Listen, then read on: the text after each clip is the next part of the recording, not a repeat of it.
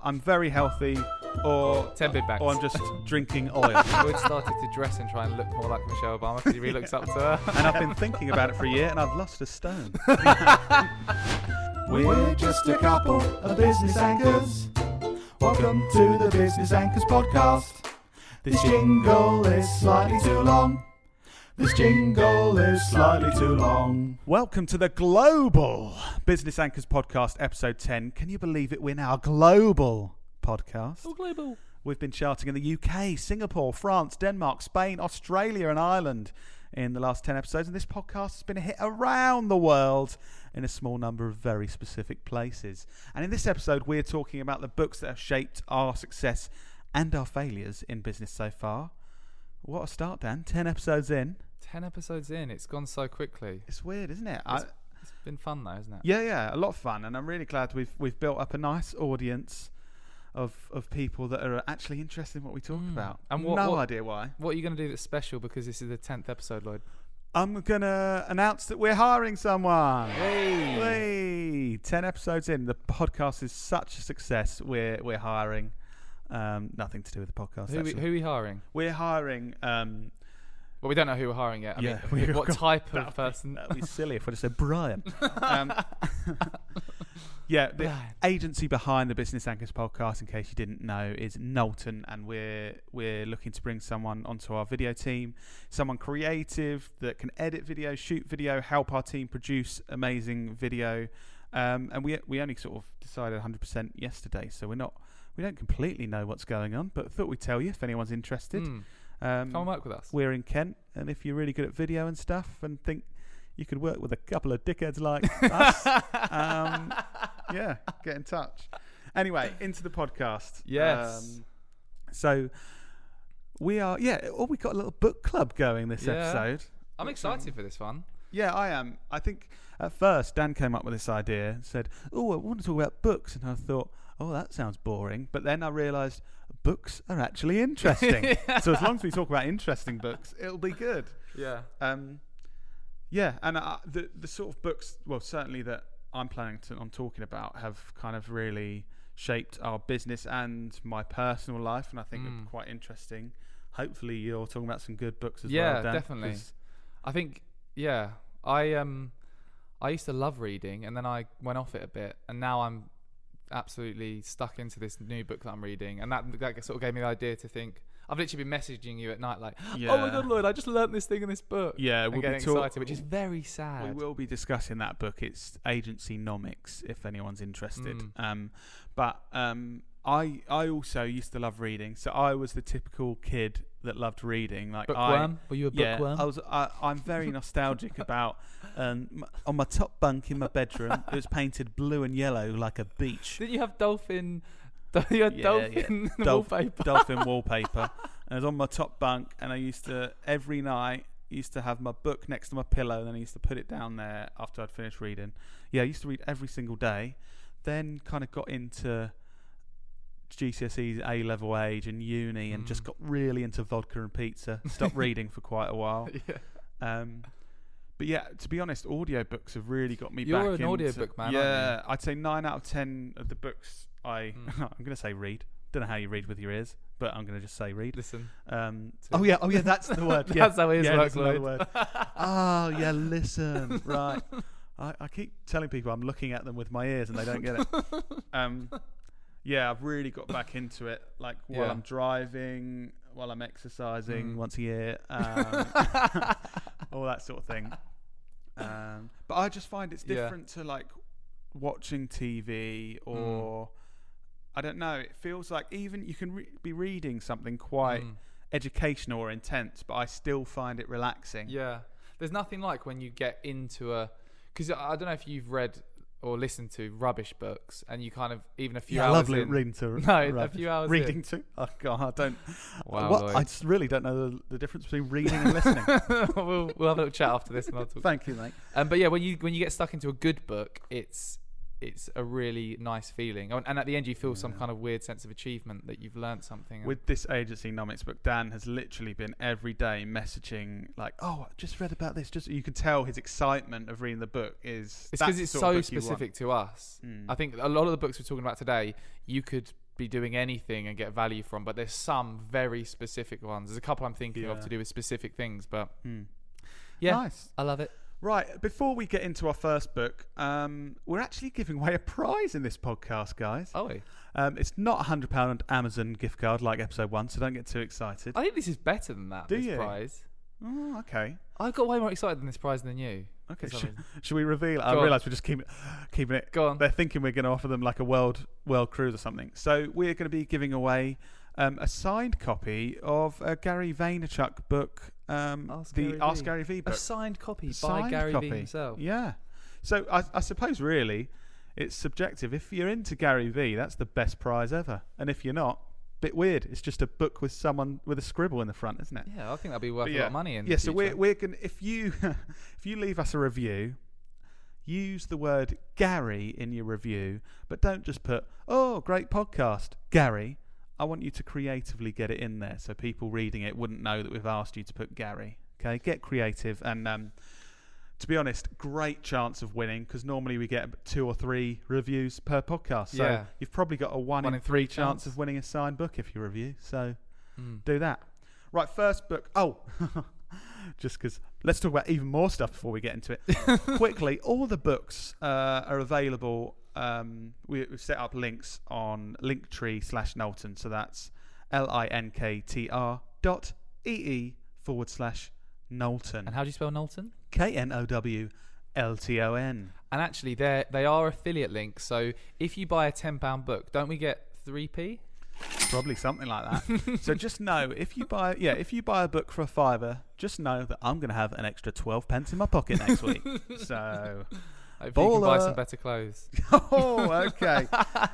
On that note, into book number 1. Dan, I'm going to get you to introduce this because you read this first and are better at speaking than me. Okay, I know the difference between eyes and ears. And I will be looking the whole way through to hear what you have to say. Okay, so this book, I'm glad we're starting with this book because it's called The Chimp Paradox by Professor Steve Peters. And it's a book an audio book that I listened to, and I think you've listened to as well. I don't really get... Oh, listen to it. Okay, yeah. I must admit, though, I think it's something like a 20-hour audiobook, and I'm talking about it, and it's amazing. I think I listened to about 6 hours. And it must have been good then. No, but the lessons I learned from the part I listened to were changed us and the way we run business. So basically, Chimp Paradox, it's about how you think and how you react to things, right? So in the Chimp Paradox, they talk through these 2 different ways of thinking, 2 different parts of your brain. So the human part, which is the rational part, and this is in the front lobe. And getting a bit scientific there. And the inner chimp, which is the other part of the brain they talk about. Is that the scientific name? That's actually what they call it. Yeah, cool. And that's the emotional part in the limbic system, right? So the interesting part about this is, whenever you're thinking about something or you react to something, there's different ways you can react to it. So if you react with your chimp brain, your chimp reaction, you're reacting based on emotion. Mm-hmm. So for example, one example is, let's say you gave me a piece of feedback, Lloyd, that was a bit critical about me, and I'm rubbish at taking feedback, so this does actually happen all the time. And you're like, Dan, I think you're really good. Should I just do it? Go on. Dan, sometimes your mood is too low on a podcast and you're boring, and then you take 5 minutes to get into it. Why are you saying that about me? That's just pissed me off. Just because that wasn't real. That's it. So that wasn't real. So that was me reacting with my chimp brain, which was my emotional part. Okay. By the way, guys, I got a C for GCSE at drama. In case you're wondering why that was so realistic, that exchange. Okay, so let's do another role play. Okay. So that was the chimp reaction. Okay. The other part, the human, the rational part of the brain that reacts based on facts. Yeah. Let's do this again. So go on, tell me how rubbish I am. Okay. Yeah. Dan, I'm sorry to say, but your hair looks ridiculous. I don't know why you've put highlights in it. It really is strange. Thank you for that critical feedback, Lloyd. You've really touched on a point there. I have highlighted my hair, and some people do believe that it's a bit ridiculous. So I'll take your points on board, and to move forward with this, that will help me. Thank you, Lloyd. Have a great day. That was very different. Did you do GCSE drama? So, can you tell the difference there? I think I can actually. So I was reacting based on facts and not emotion. Mm-hmm. And I know that we've just done a very weird role play, but what this really taught me is through our business, things happen all the time where we've always acted on emotion. So we don't win a pitch, or one of us is supposed to organise something and plan for something. He doesn't plan effectively, and we give feedback saying, "Oh, you didn't plan for that." Like, for example, Lloyd didn't properly charge the batteries in some of the camera equipment today, so we just had to restart this thing again. So normally I could, if I was didn't read this book, I'd be in my chimp mode and say, Lloyd, you're a twat, why didn't you charge the batteries? It's one small thing you need to do to make this podcast work. Although I do think you're subtly actually saying that to me. He's using this so his chimp can come out. Whereas now I've read the book and I understand how to react. I just used my human rational part and sort of said, okay, let's get new batteries. And I do, so since reading this, I actually kind of, and there's another book that's fairly similar we're going to talk about that I got this from. I still fight that day to day. So actually, and I've got much better, but when we put videos together, whether it's me doing the majority of the work or one of our team, Dan quite often gives feedback, has a look and gives feedback, which completely makes sense. And sometimes he's negative about something in the video. And I know myself now, I do naturally get defensive. It doesn't matter how valid his feedback is, because it's something me or one of the team has put effort into. Exactly I think exactly my immediate thing is thinking, piss off. Why you being a twat? Sorry, I didn't mean to swear in your ears, listeners. But that is, I can feel that chimp mode. Yeah. And then you have to kind of go, well, hang on, Dan's actually giving this feedback just because he's wants this to be the best it can be, and it's helping us get to that point. Yeah. I fight that chimp every day, and I'm getting better at fighting him. Well, even what I was going to say was the key takeaway, and in the book as well, one of the key learnings is to sort of overcome that chimp reaction is to first of all be aware of it, which is what you're saying. So hopefully, like, now you're listening to this, listeners, you're kind of aware of the basic concept, but do read the whole book because it's really good. But you're aware of the basic concept of that emotional reaction, and then actually realizing you've got that reaction, and rather than reacting with a chimp, changing how you react. Yeah, because I suppose I feel like, I'm not quite there because I fight the chimp. But I suppose that's all, the emotional reaction is always going to be there, but it's understanding that that's natural, but not going with that. I suppose, like, road rage or something, you can think that person's a dick and just nearly made me crash, but there's not actually any benefit of like shouting at them or do anything like that. You may as well just go, that was close. Okay, well, he might have had a bad day. Now let's get on with my day. And with us, we always call each other about stuff that's going on in life and business, and we openly, because we just talk about everything and we're very open, we just share with each other, this happened and it really pissed me off, and I didn't react with my chimp. We even reference it, don't we? And that helps us because it's like, good, well done for not, because that would have been well annoying. Yeah. And also with anyone in social media or doing anything online with your business, I think really important to learn this lesson and read this book to get more out of it, because sometimes you get negative comments about things online, and I definitely would have caused a much more negative situation a number of times if I actually responded with my immediate what I wanted to respond to people. Whereas it's like sitting on it, isn't it? Yeah. Like kind of not, what's the word? Not festering, but let it. That's a weird word. But letting. Yeah, just sit on it and let it fester. I can't think of the word, but you know what I mean. When something happens, rather than reacting, like sleep on it. Yeah. Is that what you mean? Don't know, maybe. Yeah, kind of. Because then you have, I guess, less of an emotional response. The second time round, 24 hours later, that emotional response is gone, and then you have like a logical, what actually is the best thing to do in this. Yeah. Good book. So that's the Chimp Paradox, the mind management program to help you achieve success, confidence, and happiness by Professor Steve Peters. Yep. And out of 100, what would you give that, Dan? Oh, well, the takeaway is probably like a 90 for me. But do you know what I found boring? Because it was such a long book and the reader didn't have that much of an interesting voice. You know, that has such a big difference. Yeah.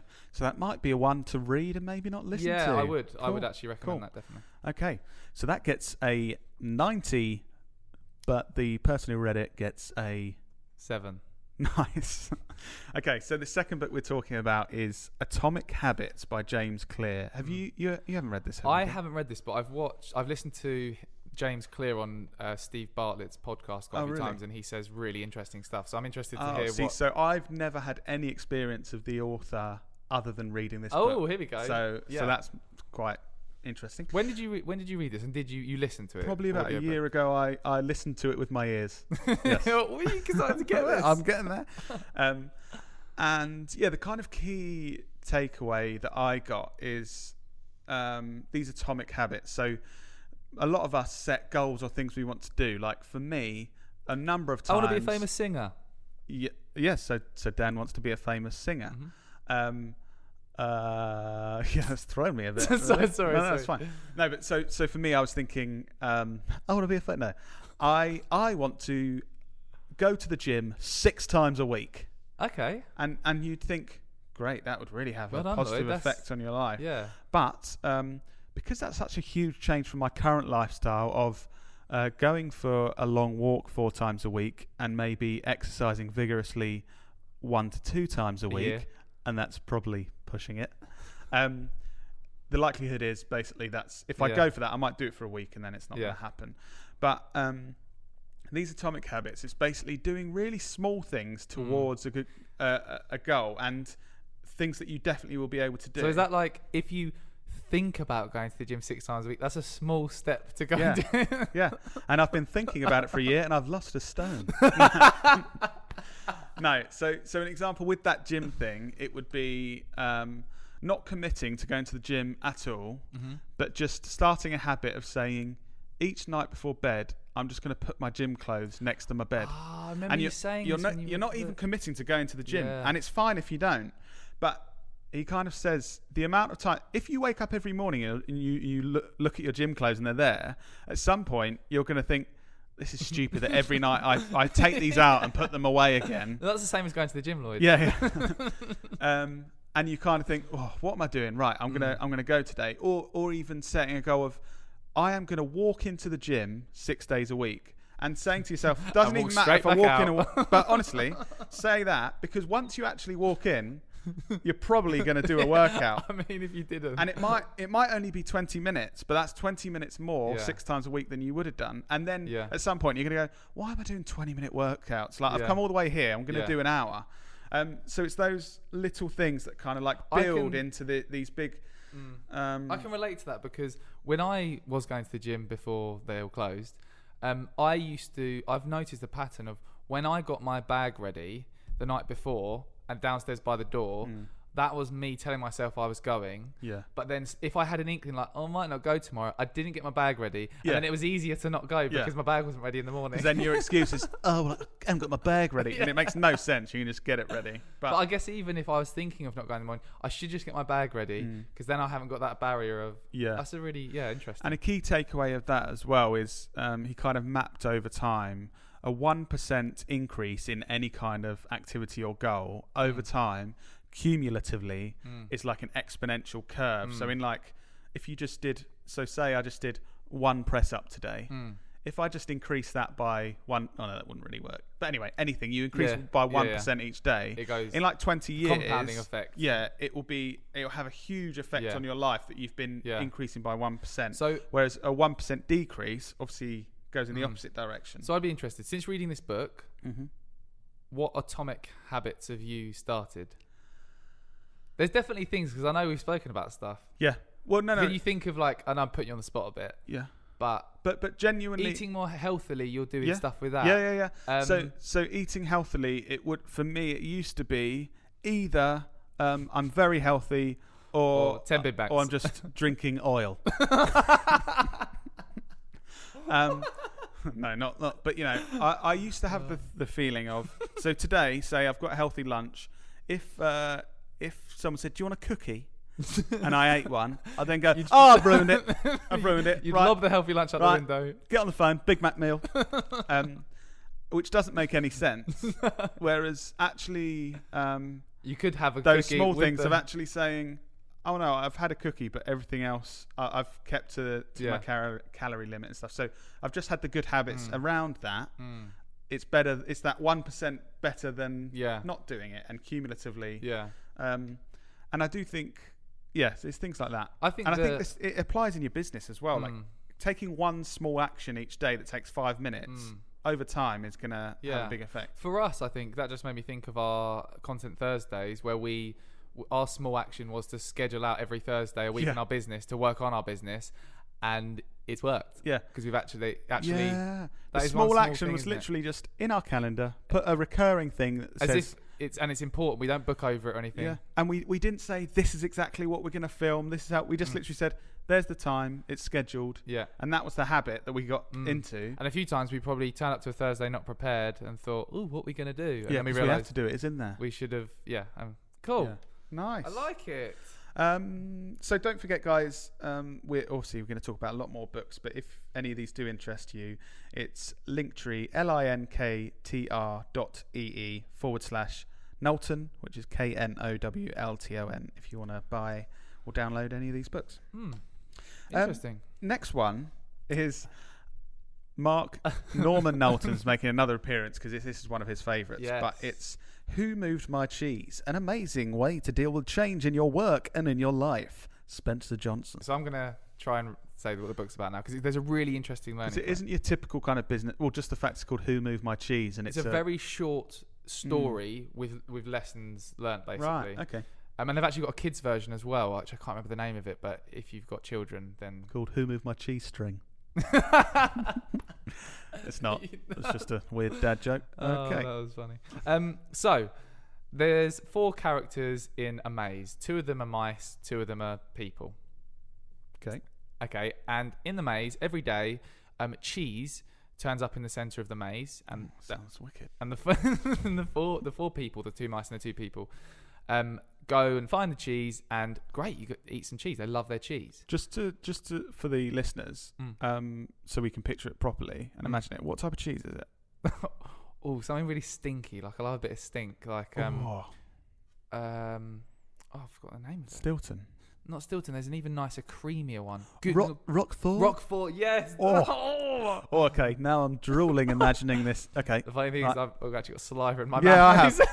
It's making it harder. Right. So there's right. Roquefort. Sorry. Carry on. Right. Carry on telling us about Who Moved My Roquefort. There's Roquefort in the centre of the maze. They keep going back there. They love Roquefort. One day, the Roquefort isn't there. Right? How annoying is that? The Roquefort's not there. So first of all, the 2 mice think, "Oh, the Roquefort's not there. Let's look around the maze." Sorry, I can't stop laughing every time you say Roquefort. Okay, I'll say cheese then. Okay, thank you. One day the cheese isn't there, and the 2 mice think, "Oh, the cheese isn't there. I'm gonna look for the cheese somewhere else because it must be somewhere else." They scurry off. The 2 people complain and basically say, "What? The cheese isn't there. What's going on?" And they sit and complain. They don't go and look for other cheese. They just complain. The cheese is gone. So one day, one of the humans, rather than complaining, instead of complaining, they go off like the mice did and go and find the cheese. And they eventually go around the maze and they find the cheese. They're like, great, got some Roquefort again. And they find the other mice there who've been eating the cheese, and they're all happy and everything because they've realised something's changed and they've changed what they're doing. Aren't there hygiene issues though? Are they still going to eat that when the mice have been eating it? Yes, but that's just irrelevant at the minute. Right, okay, all right. Yeah. Vermin. And so anyway, almost there. Then go back to the other human. They continue to complain about how rubbish it is that the cheese has moved. I mean, you'd be annoyed if the cheese moved. I feel annoyed for him, yeah. Yeah, exactly. But he just kept complaining. And then he died. Bloody because he didn't find any more cheese and he couldn't eat anything, could he? What a twist. I know. And basically the moral of the story is all about change and how we deal with change. And it's just like that. It just made me remind that change curve of, when something happens differently, it's just like social media platform updates when it changes to, and everyone's like, what the hell, it's changed, it's horrible, we hate it, you're rubbish, Facebook. Then everyone sort of comes to the realization that it's changed and they get used to it and stop complaining, and then it's just the norm. So yeah, it's just some really interesting takeaways around how to deal with change, because when anything changes, everyone hates it, and it's even now in the world with everything going on, lots of change and things, and there are a lot of people shouting, "Oh, I don't like change." We've always done it this way, Lloyd. Yeah. Why are we changing? And then other people that are embracing it and go, right, yeah, how can we best move forward? But again, sort of self-reflecting, us, when things change, we've definitely both react with that reaction because it's just ingrained in you. Yeah. Oh, we're really happy this thing's plodding along nicely. It's just like, for us currently, our whole business is focused around social media marketing and producing really creative content on social media. One day that's not going to work. Will we die? No, we won't die. Oh, okay. We will die one day, but one day that's not going to work, and we're going to need to evolve to do something differently. Yeah. Now, if we just stick and we're romantic about, social media is so good though, why can't we just carry on that? Then the business is going to slowly deteriorate because it's not going to work. So I think with that kind of example for our own business, so we probably 2 years ago, we were most of our business was around Facebook ads and organic Facebook stuff, getting results for our clients and for us. And algorithm change, much harder to get organic Facebook results, more expensive with Facebook ads as well, if you don't do them well. And we could have gone, I don't like it. Yeah. But actually we embraced it. We worked out how we could still get that value, adding creativity, and that's how in our business the creative video side of it was now the really valuable thing, because we can still get good results on Facebook if we use this. And also, not only that, making us look, where else could we do this stuff that we'd get results? So over the last couple of years, we've been moving much more over to LinkedIn and for us and our clients there, and we now get big opportunities through that and get results for our clients through that. So embracing that change. We're constantly changing. Like, do you remember when I used to be big on Snapchat? I remember speaking at an event in Ireland, and in the Independent, which is a fairly well-known newspaper, the headline was, what was it? Something really cringy, but it was like, Snapchat guru explains to the audience how businesses can use Snapchat. You think of Snapchat now, it's just, who uses Snapchat? I mean, imagine if we were still... I was still the Snapchat guru. Yeah, if you just stuck with it and thought, no, Snapchat. I'm going to stick with it. Snapchat, you would die with Snapchat. Yeah, like the mice and the cheese. Yeah, the biggest impact on mine and Dan's lives currently within the business is Agencynomics by Peter Hall. Sorry if I've said your name wrong. But doesn't he say he's Pete, not Peter? Yes, he does. Well, why did he put on the book Peter? Because that's his actual name. Pete, come on. But how did Pete Hall and Spencer Gallagher? You were the first person to listen to the audiobook. How did you discover it and stuff? So I'll give you a bit of inside knowledge of our business. So I come up with brilliant stuff, and then elaborate on stuff. Let's stop just saying stuff. Okay, strategic things we can do in the business, new directions we can take, new actions we can take to achieve our hopes and dreams in life. And I say it to Dan. So I listened to Agencynomics about a year ago. Did you listen with your eyes? Yeah. And basically, for anyone building or wanting to build kind of an agency style business or a marketing company, like you and I would argue most service based companies could learn a huge amount from it. It's just brilliant. So it's a guide to so Spencer and Pete have basically been there, done it, and they've worked with a huge amount person agency called Blue Halo, and then have been working with a huge amount of agencies since doing that. They've got a huge wealth of knowledge in the world, and not only have they made this book interesting, but it's kind of like a how-to book. So anything I could have possibly wanted to learn whilst growing a small agency, it was just there, and I kept reading more and more. This is amazing. And so that was about a year ago, and I said all this stuff to Dan, and he was kind of... I said it, that's good. No, he did say... I patted him on the head, good boy. Yeah, good boy. Oh, that's good. Yeah, you do your big CEO stuff. I'll just be here doing my stuff.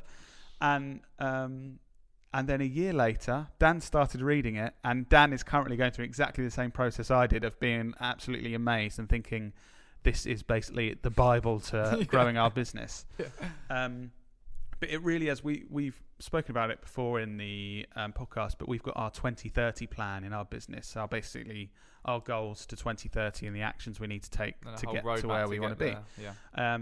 And this Agencynomics book sort of in reality made up 75% of that plan, stuff that I got from that book and learnt from the book about agency growth and growing a business in general.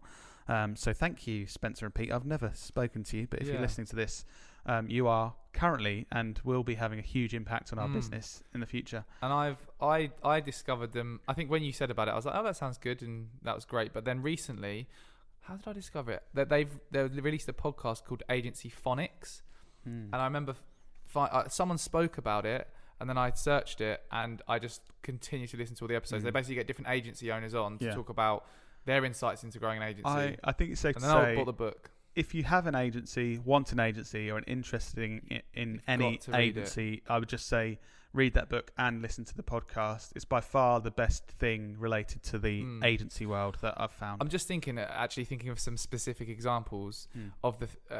and I know what the good bits are because I take a photo of them and put them in our work WhatsApp group because I'm well excited. Every day. Like a recent one is to do with pitching, which is a big part of agency life, and how he tells a story of like they were going into companies pitching and not winning business, and then one time they asked the client to see the other pitches, and they were just a bazillion times better. They were like personalized, they produced videos, specific web pages for the pitch. They brought in custom made, if you're pitching for 100 grand's worth of work, to invest even a few thousand in, custom made props and stuff. That's the kind of thing that you obviously have to know what you're doing. You have to be good at relationship building and demonstrate the value you can provide. But it's those extra touches, and it just made me think with our pitches, I thought they were all right, but now I'm thinking, wow, we need to up our pitching game. Yeah, we can do a lot better. Yeah, I'd actually forgotten about that part, so I think I need to listen to that. And another thing that you started doing, which again, people listening might be thinking, oh, you should do that anyway, is the whole forecasting our budget. Before, talk about what we used to do, because it's quite funny. I think it's amazing. We made a profit. So we were, so we're still a small business, but we were at a point where, Dan and I were earning the money we needed to survive. We'd hired someone, so we probably had 3 people in the business, but at that point, 4 years in, maybe even 5 years in, we just used to get to the end of the month, kind of look and go, and how much profit we made or how much of a loss we made was a complete surprise. We look back and go, oh, okay, cool. Made a couple of thousand profit this month. Okay, cool, brilliant. Or it would just be a complete surprise again. So end of the month, do the calculations. Oh, we lost. Oh God, we lost £6,000. How did we do that? And then, but we know that, and each month we go, oh, okay. Anyway, on to the next month. Let's do it again. So, it may sound stupid, but I do think a huge amount of businesses just look at things retrospectively. So it happens, and then they look back and go, oh, that was good, or oh, that wasn't good. But since listening to this book, we actually forecast all of our spending and our income, and then we forecast our profits. I could tell you our forecasted profits all the way up to December this year, and I can tell you that if we win no more work for the whole of the rest of the year, our business will still be fine. And so, what a good place to be to think. This is good for us to know about hiring someone, isn't it? Because you did this all yesterday. Yeah, literally, it's a big part of our decision making in hiring a new person, making that final decision yesterday, because we could look at the whole rest of the year and have a fairly accurate picture of a worst case scenario. Like I said, we could win no more work and the business would be okay. Yeah. So obviously we're thinking, unless I'm not doing we've got 7 months of the year left. If we win no more work, we should probably give up anyway. But just nuggets like that make a light bulb moment that make you think, God, there's so many improvements we can make, and they literally tell you how to do it. So that's brilliant. Great book. Yeah, really Agencynomics. Go get it. So moving on swiftly to book number 5. Oh, by the way, I keep forgetting to do it, but how much would you give Agencynomics out of 100? Oh man, that is 97. Yeah, it'd be difficult to top it just because how relevant it is to us. I think I'd give it 98 just in case we ever meet Spencer and Pete and they like me more than you then. Okay. Oh, one thing about that book though, Spencer and Pete, if you're listening, which you won't be because you don't give a shit about us, but basically there's loads That's fine, by the way. There's loads of spelling mistakes in the book. I've never read a book with so many grammatical and spelling mistakes, which their recent podcast, they mentioned this and they said they get loads of messages of people saying that. They? I was just like, man, this book's so good, but you got all these spelling mistakes. But I suppose it's irrelevant, but cool. Love you anyway, Spencer and Pete. So number 5, a book I haven't read and know nothing about, but Dan obviously has. TED Talks, the official TED Guide to Public Speaking by Chris Anderson. Yeah. So this book is incredible. Don't switch off if you never think you're going to speak in public, because no matter what you speak, most people speak. So if you speak, then this is going to be relevant to you. Okay. So don't think this is about speaking on stage in front of loads of people. It's basically the founder of TED Talks, you probably heard of, Chris Anderson, has an incredibly interesting book which talks to you about how to effectively communicate and share your ideas to other human beings, basically. And it is shaped around doing it on a stage, but all the lessons you can take from it if you're just speaking to other people. So it could be anything. It could be that, I've got this business and I want to spread the word about my business. Yep. Or it could be, I'm really into this charity thing and I just want to be able to convince people that it's important for the rest of my life. Yeah, definitely. Nice. And actually I listened to this on the audiobook and then I bought the paperback. But the great thing about this is Chris Anderson reads it and he's got a really interesting voice to listen to, which sounds so weird. It makes such a difference, that it really does. His voice, like, you're sort of, I don't know. I downloaded 2 audiobooks this week. I finished one and I listened to 5 minutes of the other and gave up. And it purely because of the voice. It's probably a brilliant book. Do you know what? There's a lot of books that have a very robotic American accent. That was exactly like the one I gave up and with. It's just, nothing against Americans. It could be a robotic English accent. But nothing against robots. We like all people and machines. But yeah, so one of the key takeaways, which is just mind-blowing for me now, is about speaking, communicating on stage, is he talks about when you get in front of an audience of people or in front of anyone and you want to communicate your ideas to them, right? We're all out there trying to communicate our ideas to the world. But when you start communicating that idea, the people you're communicating with, if they don't know you and they don't trust you already, then they're going to have a barrier up. Their brain is very precious. Their brain holds all of their ideas and they're not going to let you in with your ideas and you need to break down those barriers before they let you in. So, which completely resonates with me, because when you speak on stages to a completely new set of people, they're there judging you, and they're judging you and thinking, is this someone I like? Is it someone I'm going to get on with? And the way you act helps shape whether they trust you and let your ideas into their brain. He said one of the best ways to break down that wall is vulnerability. Okay? So showing that you can be vulnerable. I'll give you an example. If you were to get on stage in front of loads of people and say, you know what, guys, I am so clever and I'm going to share all of my clever ideas with you. Which would be your natural state. So this must have been a real good... So what would you think, Lloyd, what would you think of me if I said that? I'd probably think of a horrible word and not bother listening to you anymore, because I probably would lose respect for you. Okay, great. So alternatively, if I said to you, if I said you were in the audience and I said, hi everyone, this is one of sort of my first time speaking, so I'm a bit nervous, but hopefully I'm going to deliver this for you. I've been quite excited to do this and a bit scared, but yeah, here we go.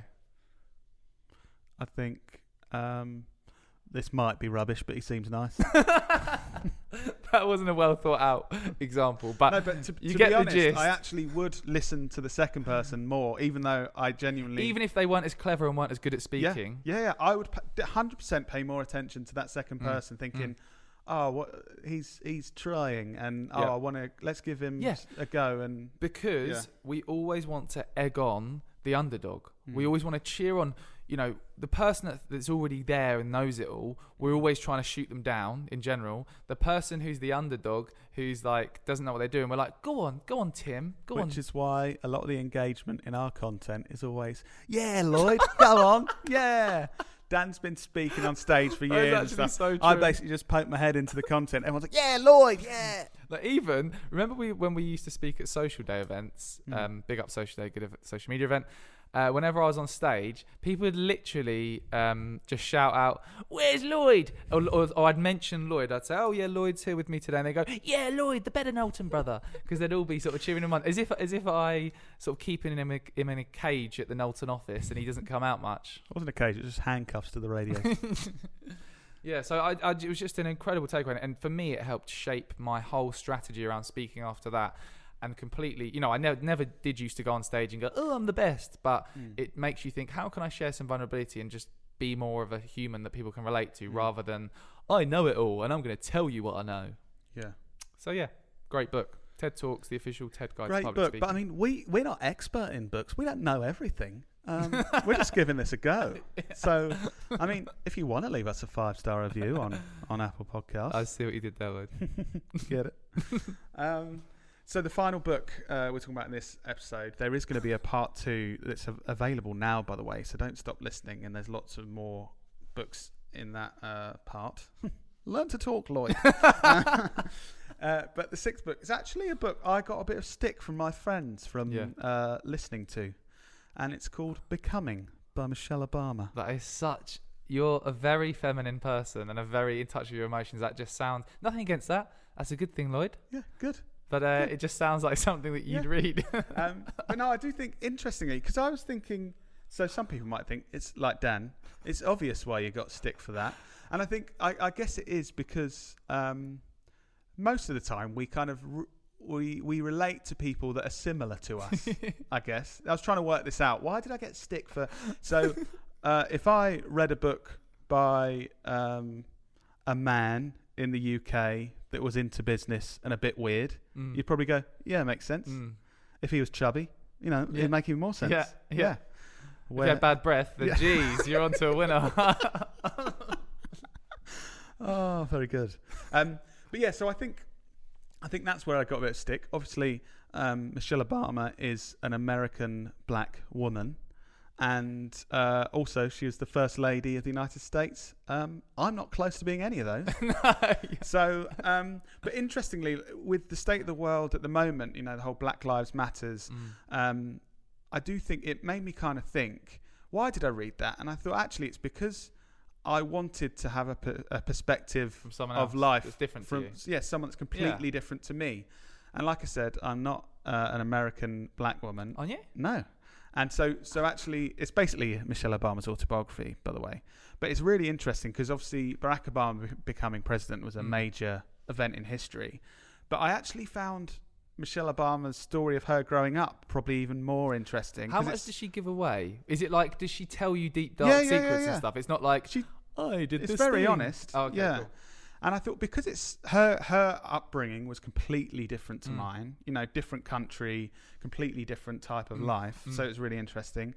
And then obviously you get to the part in her adulthood where her husband becomes the president and she's first lady of the United States. And that's really interesting to have like an insider view on that. But yeah, it made me kind of think, why do I read or listen to books that people wouldn't say, oh, that's for a 30-year-old man in the UK? Wasn't it? But it was really interesting. Isn't it like a 20-hour audiobook as well? Oh god, it's long. I think it's 24 hours or something. So I didn't just do a 24-hour binge because that would have been. And I have noticed intense. Lloyd started to dress and try and look more like Michelle Obama because he really looks up to her. Yeah. Yes, no, that's just my strange dress sense. But yeah, I highly recommend that book to anyone, just as an interesting read, to be honest, and a good perspective if you're not similar to Michelle Obama like me. Cool. And to my friends, I really enjoyed it, so shut up. Right, if you want to read or listen to any of these books, we've set up links so it's not frustrating for you trying to find them at linktree/Knowlton. So that's linktr.ee/KNOWLTON. I've got one question before we go, Dan. If you could send one book to space for aliens to find to learn about us, what would it be? Oh, that is a really good question. I've got one. Yeah. Well, to learn about us, I'm going to talk about a book in the next Just part. What book would you want to send to space for? It doesn't really matter what. Dale Carnegie, How to Win Friends and Influence People. Okay. Because it's just how to be a nice person. Right. I mean, we're going to talk in more detail, but what about you? I think I'd just send up like Jamie Oliver 15-minute meals or something just to really confuse them. Go, right, so this planet, 15 minutes seems to be time. They try and create food in a short... That's what their life's the world about. Imagine if you got one book to judge like an entire planet. Right, why do they want to make this food quickly? Why are they... And who's this god on the front with his blonde mullet? Yeah, bit weird. Anyway, Thanks, guys, for listening. Part 2's coming up right now. It's available already, so keep on listening because I'm going to reveal the cringiest story ever of when I met Gary Vaynerchuk. That was so horrible. We're going to talk about that. It's to do with books as well. But yeah, we'll let you know. And don't forget us to review us with the word Gary in it, and you'll have the chance of winning that signed Gary Vaynerchuk book. So see you in part 2 in a minute. If you don't carry on listening straight away, by the way, I just think there are some better Business Anchors listeners, and you should look up to them. So, yeah, take a... Oh, God, I've forgotten words. Bye! Listen to part 2.